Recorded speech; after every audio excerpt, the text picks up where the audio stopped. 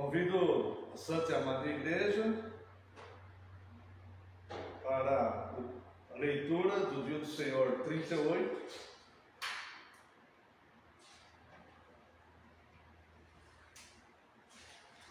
Estamos estudando atualmente no Catecismo os 10 mandamentos da Santa Lei de Deus. Nos últimos 2 domingos, nos últimos 2 dias do Senhor, nós estudamos acerca do terceiro mandamento, que trata da questão da santidade do nome de Deus, né? De não chamarmos o nome de Deus em vão.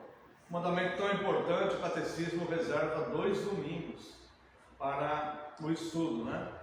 Do terceiro mandamento: não tomarás o nome do Senhor teu Deus em vão.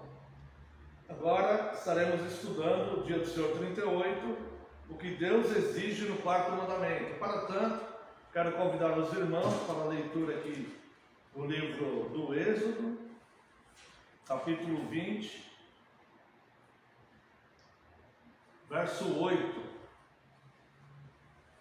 onde nos é dado, através de Moisés, mas por ordem de Deus, né? O próprio Deus escreveu as tábuas da lei com o seu próprio dedo, né?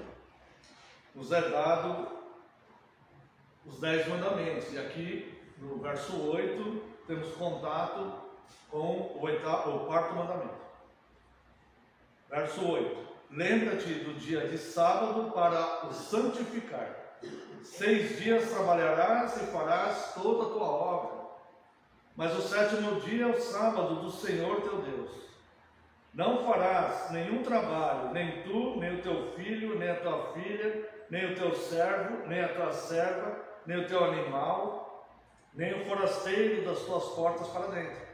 Porque em 6 dias fez o Senhor os céus e a terra, o mar e tudo que neles há. E ao 7º dia descansou. Por isso o Senhor abençoou o dia de sábado e o santificou. Agora veja: lembra-te do dia de sábado para o santificar. O 7º dia. 6 dias trabalharás e farás toda a tua obra, tá? Mas o 7º dia, ele tem um dono. É o sábado do Senhor. As pessoas falam: mas todos os dias da semana é de Deus. Sim, todos os dias da semana são de Deus. Mas o 7º dia, Deus requer, por ser dele, Deus requer que seja dele integralmente, onde as pessoas interrompam as suas atividades, os seus pensamentos pessoais, a sua forma de ganhar dinheiro, né? E tudo, e guarde este dia para lembrar-se de Deus e da criação. Então, o 7º dia pertence a Deus. Lembrando ainda que o 7º dia, né, não é o 7º dia literal, o sábado literal, o sábado depois da sexta-feira, tá? Mas quer dizer aqui, a palavra sabat, quer dizer cessamento. Após 6 dias de atividades pessoais, interrompa a sua semana e reserve um dia para lembrar-se da salvação e da criação e da salvação, tá? Este dia nós reservamos o dia do Senhor no domingo, porque é o dia da ressurreição de Cristo. 6 dias nós cuidamos, assim a vida do cristão. 6 dias nós cuidamos das nossas atividades pessoais. Isso não quer dizer que não oramos, não lemos a Bíblia e tal, mas cuidamos para colocar o alimento na nossa casa, cuidar das coisas que precisamos, né? Das coisas que queremos também, por que não? Cuidar da nossa vida. Mas interrompemos a semana e no dia do Senhor nós reservamos para cultuá-lo, tá? Após 6 dias de cuidados pessoais. Então vamos ver o dia do Senhor 38 no Catecismo de Heidelberg, pergunta 103. O que Deus exige no 4º mandamento? Resposta: primeiro, que o ministério do Evangelho e as escolas cristãs sejam mantidos, e que eu, especialmente no dia de descanso, seja diligente em ir à igreja de Deus, para ouvir a palavra de Deus, participar dos sacramentos, invocar publicamente ao Senhor, praticar a caridade cristã para com os necessitados. Segundo, que em todos os dias da minha vida eu cesse as minhas más obras e deixe o Senhor operar em mim por seu Espírito Santo, e assim começar nesta vida o descanso eterno. Então, irmãos, vejam só, a resposta aqui, a pergunta é: o que Deus exige no quarto mandamento? A resposta é dividida em duas partes, aqui chamado primeiro e depois chamado segundo, certo? Então, o que vemos aqui? Vamos analisar o segundo motivo da resposta. Que em todos os dias da minha vida eu cesse as minhas más obras. Assim como durante a semana, no sétimo dia, ou seja, no sabate, no cessamento, para nós o dia do Senhor, que em Cristo está a plenitude de todas as coisas, certo? No dia do Senhor, no dia da ressurreição de Cristo, assim como a nossa semana, nós interrompemos um dia para lembrar de Deus, durante toda a nossa vida, nós cessemos as nossas más obras. Então, segundo que em todos os dias da minha vida, eu cesse as minhas más obras, deixe o Senhor operar em mim por seu Espírito Santo, e assim começar nesta vida descanso eterno. Aqueles que não cumprem o primeiro parágrafo aqui dessa resposta, não conseguirão cumprir o segundo.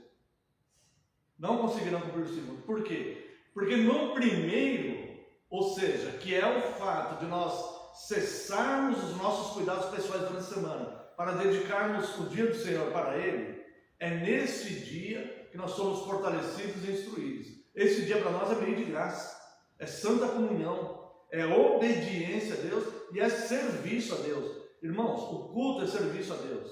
Não há servo que não sirva. Se ele não serve, ele não é servo. Então o culto, ele é blindado. Ele não é uma opção do cristão ir cultuar quando quiser ou não ir cultuar quando não quiser. E o culto a Deus, ele também não é uma opção do cristão no sentido, este culto me agrada, aquele culto não me agrada. Não isso. Mas a verificação se o culto é fiel, se a liturgia é fiel, se a igreja é fiel, e o meu dever de estar ali. O meu dever de estar ali não é uma opção, tá? Então veja, vamos lá. O que Deus exige no quarto mandamento? Primeiro, que o ministério do Evangelho e as escolas cristãs sejam mantidos. Ou seja, se todos tivermos o pensamento, não preciso estar lá congregando, hoje eu não quero, esse não me agrada porque o outro é melhor, nós simplesmente mataríamos o Evangelho de Deus e a instrução das pessoas. Futuramente, olharíamos para uma sociedade que estaria cada vez mais mergulhada no caos e talvez não percebêssemos. Mas nós seríamos responsáveis diretos por isso, porque nós matamos, nós calamos a voz do Evangelho, nós contribuímos para que se calasse a voz do Evangelho com a minha negligência, com a minha omissão, simplesmente porque não quis ir, ou porque achei que não precisava ir, não cumpri o meu dever diante de Deus, fui irresponsável diante de Deus, a ponto que a sociedade do meu país, a minha família, viesse colher frutos futuros de apostasia, de inversão moral, da maldade prevalecendo sobre o bem, da perversidade prevalecendo sobre o bem, da mentira sobre a verdade. Nós estaremos ajudando a calar a voz do Evangelho. Então note bem isso. Primeiro, que o ministério do Evangelho e as escolas cristãs sejam mantidas. Essa é minha primeira obrigação. Minha primeira obrigação é ser fiel a Deus e estar como servo, servindo a Deus no culto. Tá? A segunda obrigação é uma obrigação social. Isso aqui não é uma obrigação religiosa. apenas. É uma obrigação social. Para os irmãos terem uma ideia, a igreja é tão importante que está na nossa Constituição, que a igreja ela não pode ser fechada em momentos de guerra, em momentos de epidemias, em momentos de catástrofes sociais. A igreja deve estar aberta para consolar as pessoas, para orientar as pessoas. Está na nossa Constituição isso. Então veja que grande mal é aquele que professa ser cristão e abandona. Quantos, irmãos, quantos têm abandonado o Evangelho hoje em dia? Nós vemos isso nas redes sociais. Quantos têm abandonado dizendo que não precisam ir à igreja? Essas pessoas estão ajudando a calar a voz da verdadeira igreja. Mesmo que se pese o argumento deles, que diversas dessas igrejas estão no falso evangelho. É verdade isso.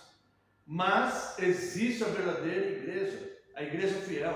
Então, se a pessoa identifica que onde ela está é uma igreja que está no falso evangelho, e se é impossível reformar aquela igreja, o primeiro pensamento seria reformar aquela igreja, tentar fazer com que aquela igreja venha para a Bíblia, como os reformadores fizeram. Se for impossível isso, então o dever dessa pessoa é filiar-se a uma igreja fiel, porque a voz do evangelho não pode parar. Nós não podemos deixar a igreja fiel morrer, e ela não vai morrer, porque as portas do inferno não prevaleceram contra ela. Mas Deus comissiona o seu povo para ser útil, para servir. Então, o que Deus exige no quarto mandamento? Primeiro, que o ministério do Evangelho e as escolas cristãs sejam mantidas. Se não tiver frequência, não consegue ser mantido. E essas pessoas que negligenciam a frequência, seja pelo motivo que for, essas pessoas depois vão olhar uma sociedade cada vez mais mergulhada na imoralidade. Irmãos, essa negligência começou no final dos anos 60, começo dos anos 70, quando as pessoas começaram o movimento hippie, quando as pessoas queriam ser livres, não respeitar mais os decretos de família, as ordens pastorais da igreja, cada um ser livre. Isso começou lá atrás. Veja como está a sociedade hoje. Veja, as nossas meninas, quando eu digo nossas meninas, estou dizendo as meninas do nosso país, tirando fotos em redes sociais, ou fazendo vídeos de baixa moralidade. Veja quantas famílias que estão sofrendo e padecendo com filhos viciados em drogas, porque não foram criados, fortalecidos no Evangelho. Tornam-se traficantes, a ilusão de ganhar dinheiro rápido, são presos, morrem com 30, 32 anos, 33 anos, não chegam a 35, a 40 anos muitas vezes. Olhe para a inversão moral da nossa sociedade. Olhe o que aconteceu com o esvaziamento das igrejas. Olhe o que está acontecendo na Europa. Olha o que está acontecendo nos Estados Unidos, em que a frequência na igreja era altíssima. Olha o que está acontecendo. Veja quanta coisa ruim nós podemos ver, quanto caos nós podemos ver na nossa sociedade. E tudo isso porque em muitos lugares não foi mantido o ministério do Evangelho e as escolas cristãs. Igrejas que sobreviveram abandonaram os estudos. E por isso são, muitas vezes, igrejas apóstolas. Não vou falar todas, mas muitas são. Por quê? Porque o povo não queria mais instrução. O povo queria os cultos mais agradáveis, mais movimentados, com mais coisas para agradar o homem cada vez mais. E foi abandonada a instrução dessas pessoas. Agora olha o resultado da sociedade. Agora olha quem lá atrás, nos anos 60 e 70, entrou nesse movimento de sair das igrejas. E agora veja o fruto do que foi plantado lá atrás. Veja o fruto. É assim. Então, é o compromisso que nós temos, primeiro, do ministério do Evangelho e as escolas cristãs serem mantidas. Segunda coisa aqui, e que eu, especialmente no dia de descanso, seja diligente em ir à igreja de Deus para ouvir a palavra de Deus, porque assim eu serei instruído. Não quer dizer que eu não vou cometer erros, que até mesmo pecados, infelizmente, todos nós estamos sujeitos a essas coisas. Não quer dizer que nós seremos 1000%, mas que nós teremos os princípios bem estabelecidos e estaremos conscientes das coisas. lutando. Olha só, é que eu, especialmente no dia de descanso, seja diligente à igreja de Deus para ouvir a palavra de Deus. A palavra de Deus é o fundamento de como eu vou me comportar diante da sociedade. Participar dos sacramentos, isso aqui também é meio de graça, nos fortalece espiritualmente. Invocar publicamente ao Senhor, ou seja, Senhor, eu estou aqui porque é o meu dever, o Senhor é Deus, eu estou aqui cultuando, eu sei que sou falho, eu sei que sou errado muitas vezes, posso estar num momento que eu não estou agradando o Senhor, mas eu estou aqui, e eu quero louvar o Senhor, eu quero adorar o Senhor, porque eu quero manter isso em mim, esse fogo em mim aceso, essa chama acesa de Cristo. E praticar a caridade cristã para com os necessitados. Ou seja, há um auxílio mútuo aqui entre nós, né? Aqui ninguém passa necessidade, ninguém pode passar necessidade. Se for para passar necessidade, vamos passar todos juntos. Mas ninguém aqui isoladamente vai passar necessidade. Se alguém precisar de alguma coisa, se um tiver com frio, a gente rasga a camisa, faz duas, ou o pastor fica sem camisa, mas ninguém vai passar necessidade aqui. E isso que nós vamos fazer enquanto Igreja de Cristo. Segundo, que em todos os dias da minha vida eu cesse as minhas más obras. Isso não vai acontecer se não for o primeiro.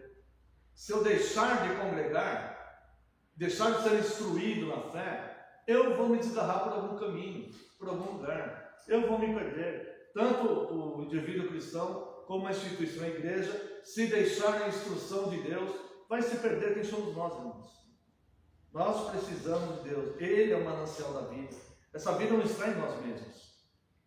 Alguém pode dizer, não, mas eu já conheço todo o Evangelho. Digamos que conheça todo o Evangelho. Mas a partir do momento que afastar e parar de ouvir, parar de meditar, e outra, não dá para conhecer tudo, porque a palavra ela é viva e eficaz. E ela está sempre renovando, né? Mas nós renovando, a revelação é sempre a mesma, bíblica, né? Mas Deus está sempre falando conosco dentro dessa mesma palavra revelada, em situações cada vez diferentes. Mesmo que ele conheça tudo, se ele abandonar a comunhão, ele vai se perder por algum dos seus caminhos e ele vai esfriar na fé. Segundo, que em todos os dias da minha vida eu cesse as minhas más obras, que eu deixe o Senhor operar em mim pelo seu Espírito Santo, e assim começar nessa vida o descanso eterno. Sem a igreja, sem a comunhão da igreja, não haverá descanso eterno. Não haverá, porque a pessoa que não suporta estar na igreja, ela não suportará estar com Deus no descanso eterno. Não haverá descanso para essa alma. Essa será uma alma inquieta pela eternidade, buscando algo que não se encontrará pela eternidade. Tá? E a pergunta não, eu gostaria de convidar os irmãos aqui para ver